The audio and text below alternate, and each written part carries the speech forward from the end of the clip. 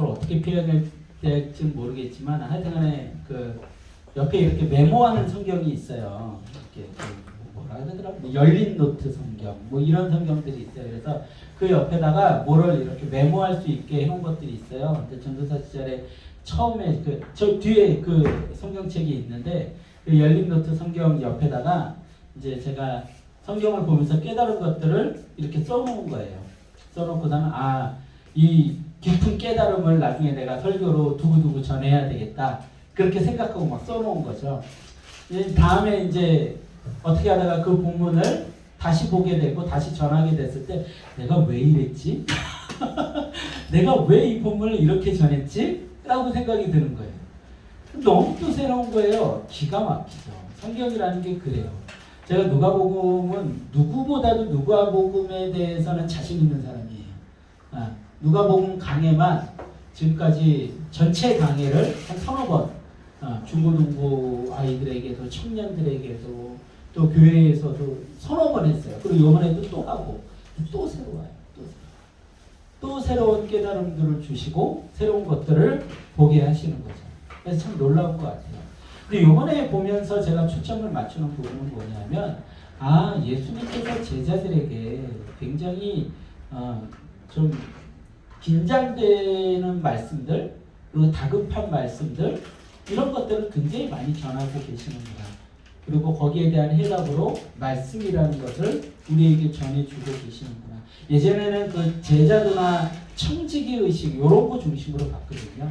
그러니까 제가 그 대학원에 다닐 때 이 누가복음하고 사도행전만 못 가서 누가복음과 사도행전이 누가라는 사도가 기록을 했거든요. 의사였어요.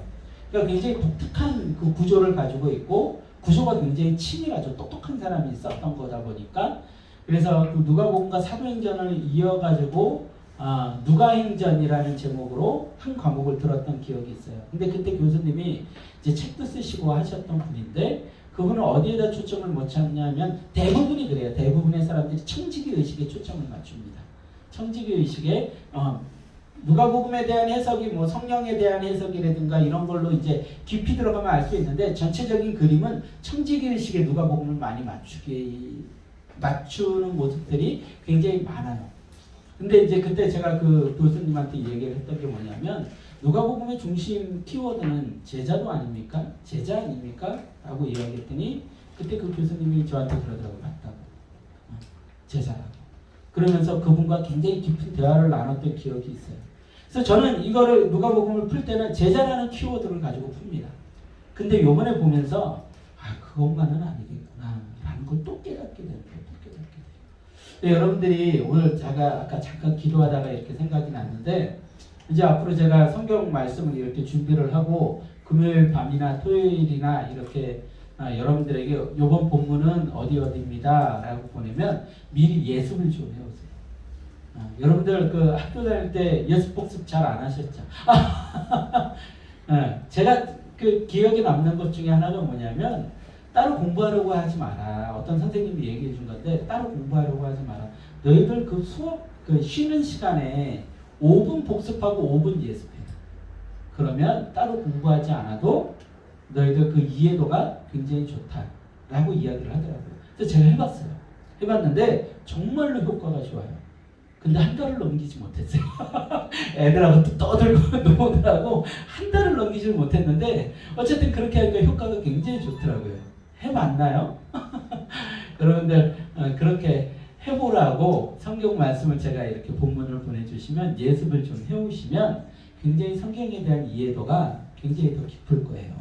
보세요. 오늘도 보면 빌라도의 이야기로 시작을 하죠. 빌라도가 대지상들과 관리들과 백성을 불러 모으고 자, 이 전에 무슨 일이 있었죠? 거부했어요. 뭘 거부했어요? 예수님 부인했어요. 헤롯이었어요. 네? 헤롯. 헤롯. 네, 헤롯이요. 헤롯이 해롱해롱 됐어. 헤롯이 어쨌는데요? 단편적으로 떠올르기 그래도 참 그나마 에이스. 예수 그리스도에 대해서 헤롯과 빌라도가 좀 이제 탁구를 치면 서로 삥뽕 했어요.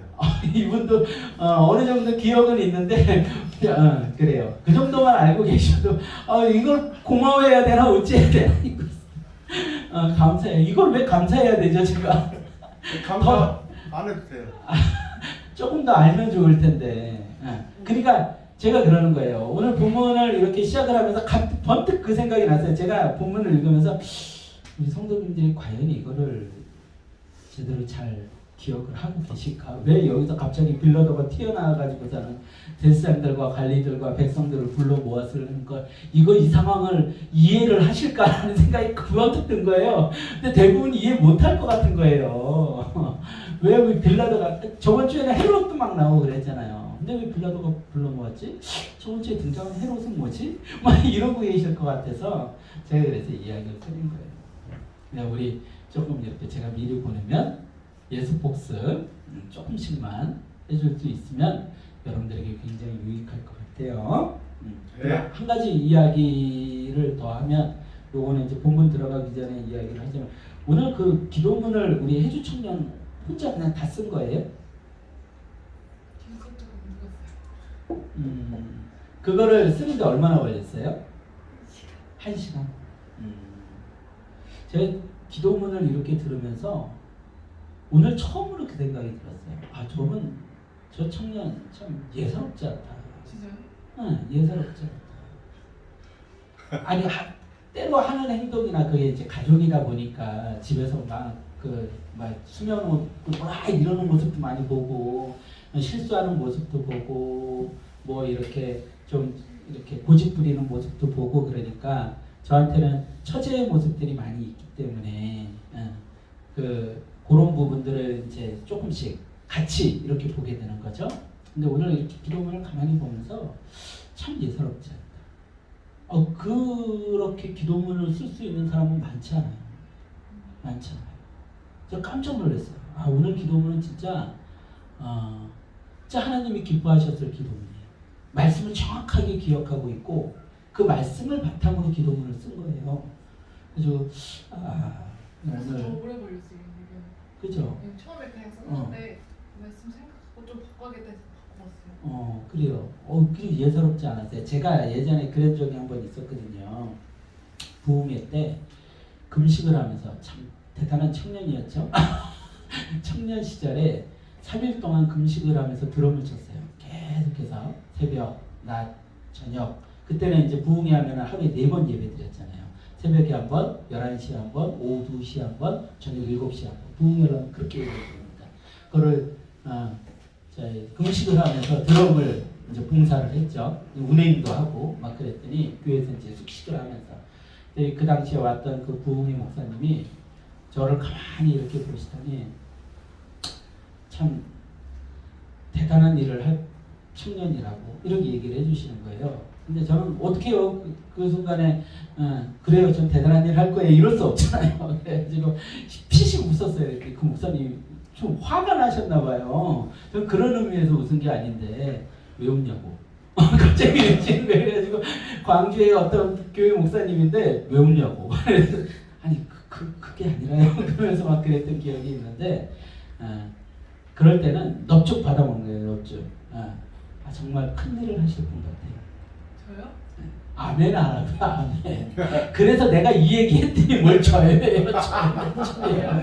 뭔마 이해시키기가 이렇게 어려워. 어떻게 그런 기도문이 나오지? 나 이해를 할 수가 없네.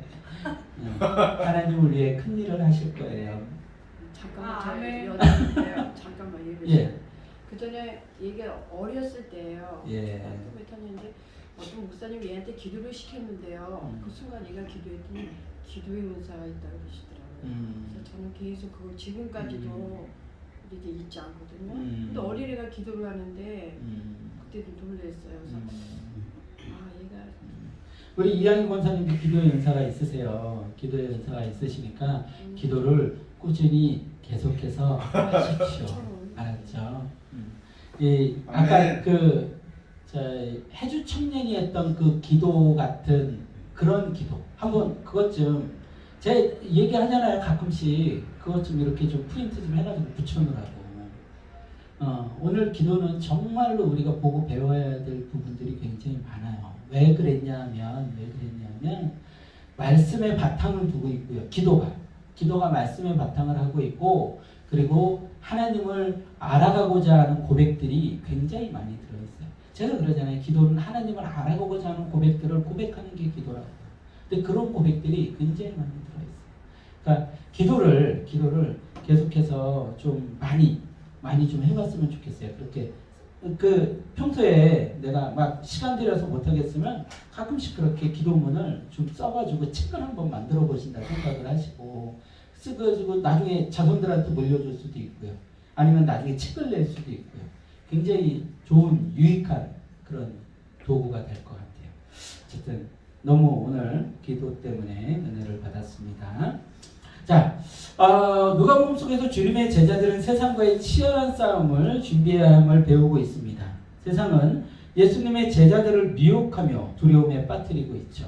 그들은 사단에게 속하였으며 거짓으로 자신들을 정당화시키고 있습니다. 지금 우리가 보고 있는 장면들이 그거예요.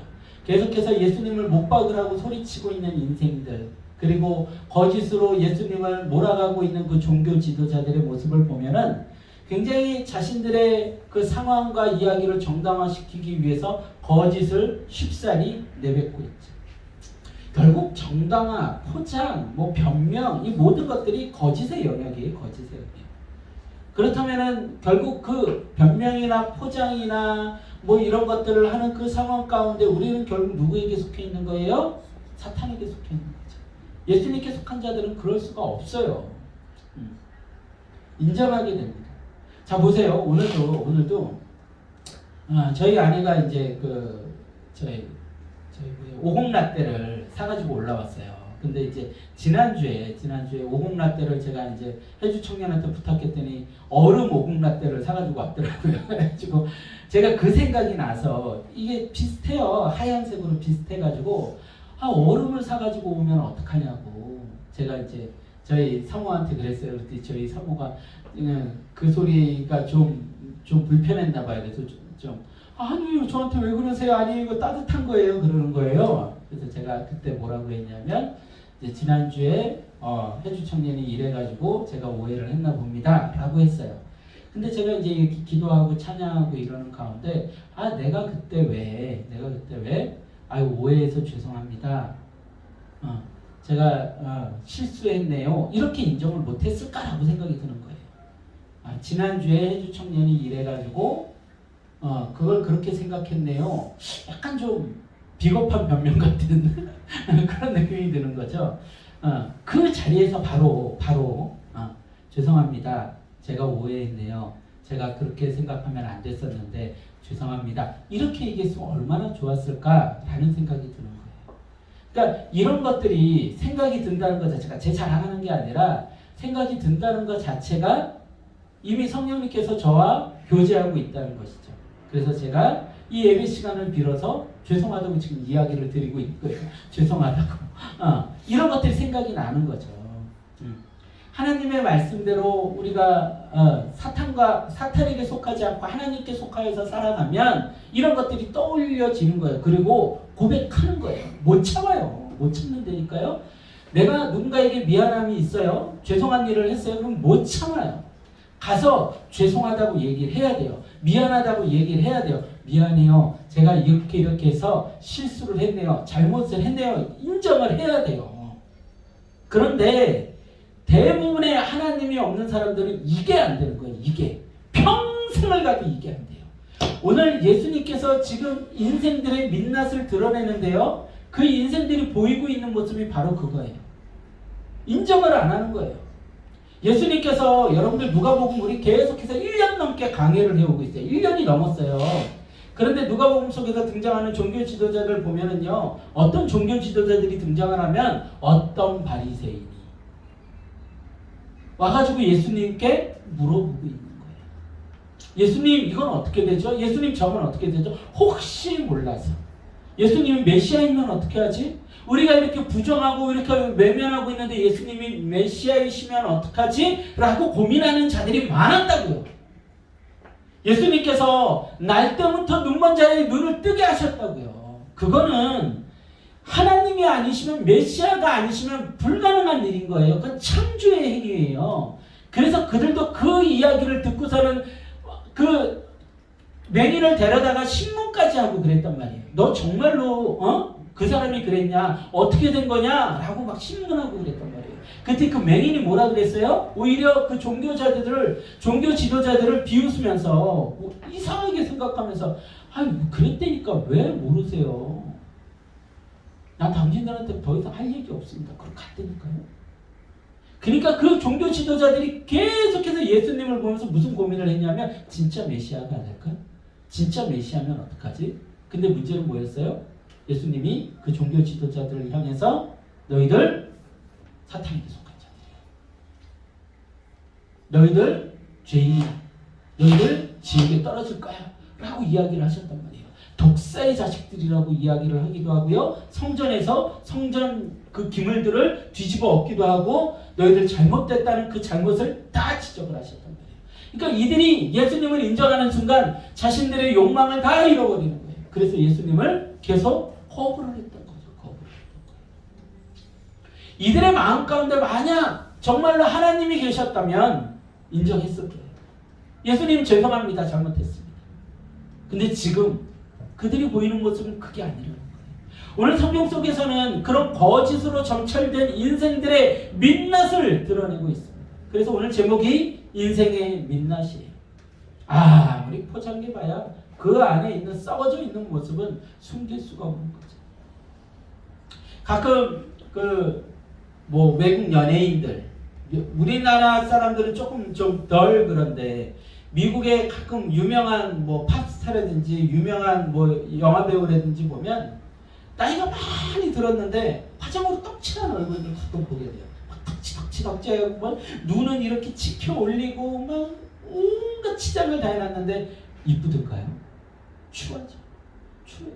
숨길 수가 없어요. 숨길 수가 없어요. 인생들이 얼마나 거짓으로 자신들을 포장하고 숨기려고 하는지 몰라요. 하지만 그 추함이 감춰지나요? 감춰지지 않아요. 눈빛만 봐도 알아요. 눈빛만 봐도. 말소리만 들어도 이 사람이 하나님의 사람인지 아닌지 알아요. 그런 소리 굉장히 많이 들었다니까요. 여러분들도 그런 소리 많이 들어야 돼요. 교회 다니시죠? 사람들의 기대감 가운데 교회 다니는 사람들이 이래야 된다는 기대감들이 있어요. 눈빛이 일단 선합니다. 누군가를 바라볼 때 공격적이지 않아요. 배려심이 있죠. 말투도 따뜻합니다. 그리고 목사님들도 이렇게 보면 예전에 그 탁구장을 갔는데 한 6, 7분이 탁구를 치고 계신 거예요. 다 똑같이 생겼어요. 제가 딱 보자마자 저분들 목사님이다. 안경 딱 쓰고 얼굴 허예시가지고 머리 2대8 하셔가지고 그 남방 좀 잘 어울리지 않는 어조비 그 남방들 있잖아요. 어조비 남방으로 6분이서 맛있다! 그러면서 탁구를 치고 계신 거예요. 그래서 저분들 목사님이다. 아니나 다를까 목사님들이세요. 비슷해요. 느낌이 비슷해요. 그렇죠. 하나님의 사람들은 그런 느낌이 있어요. 눈빛만 봐도 안 되니까요. 안 숨겨져요. 하나님이 없는 사람들, 예수님을 믿지 않는 사람들, 그들의 말이나 행동. 그래서 야고보서에서 끊임없이 얘기하는 게 뭐예요? 무엇으로 안다? 열매로 안다는 거예요. 하나님의 자녀들은 열매로 안다는 거예요. 행위로 안다는 거예요. 그 드러나는 행위로 아는 거예요. 행위로. 근데 오늘 본문 속에서 등장하는 그 종교 지도자들 그리고 인생들은요.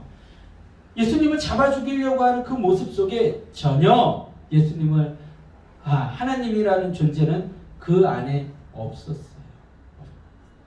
그러면서 그들은 뭐라고 얘기를 해요? 예수라는 자가 하나님을 참칭하고 하나님의 영광을 가리니까 못 박아 죽여야 된다라고 이야기를 하고 있는 거죠. 근데 그들 안에 하나님은 없었어요.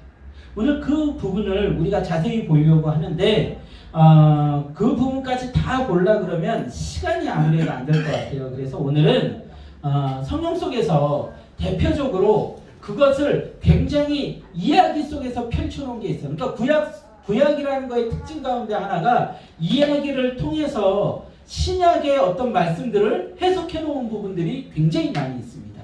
그 중에서 하나가 누구냐 하면 다윗과 사울의 비유예요. 다윗과 사울이라는 두 인물을 계속해서 끊임없이 비교시킴으로 인해서 성경 속에서 이야기하는 하나님의 마음에 합한 자와 하나님의 마음에 합하지 못한 자가 어떤 모습인지를 정확하게 드러내고 있어요. 그래서 오늘은 누가복음 본문으로 들어가지 말고 들어가기 힘들 것 같으니까 우리 그 다윗과 사울의 이야기만 좀 집중해서 보는 걸로 하겠습니다. 사무엘상 13장 8절에서 14절 말씀 볼게요. 사무엘상 13장 8절에서 14절입니다. 사무엘상 13장 8절에서 14절이요.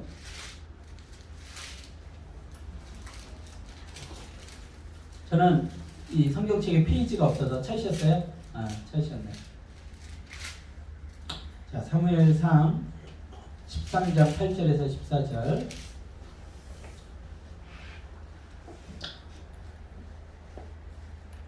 자, 여기서 등장하는 사울이라는 인물은 이스라엘의 초대왕입니다. 초대왕. 사람들이 이렇게 봤을 때 사울이라는 인물을 봤을 때 왕이 우리나라 영화에서도 그랬는데 왕이 될 상인가 그랬는데 정말로 왕이 될 상이었어요. 키도 굉장히 컸고 얼굴도 잘생기고 굉장히 사람들 앞에서 조금 이렇게 인정받을 만한 그런 가문의 자식이었고, 그리고 하는 행위도 그렇게 밉지 않은 행동을 하는, 부모에게 순종하지 않은 그런 사람이었어요. 그런 사울을 왕을 삼았기 때문에 사람들은 사울을 왕으로 인정하고 받아들였습니다. 자, 그리고 나서 일어나는 사건들이에요. 사무엘상 13장 8절에서 14절 제가 봉독합니다. 사울은 사무엘이 정한 기한대로 이레 동안을 기다렸으나 사무엘의 길갈로 오지 아니하매 백성이 사울에게서 흩어지는지라. 이게 지금 무슨 상황이냐 하면 전쟁이 난 거예요. 전쟁이 났는데 사무엘이 하나님의 명령을 받고 사울에게 뭐라고 이야기를 했냐면, 우리가 예배를 드리고 제사를 드리고 전쟁에 들어가야 되니까 내가 올 때까지 기다리십시오 라고 얘기한 거예요. 사무엘은 그 당시에 이스라엘의 마지막 선지자 중에 선지자였습니다. 자, 9절부터 계속 봅니다.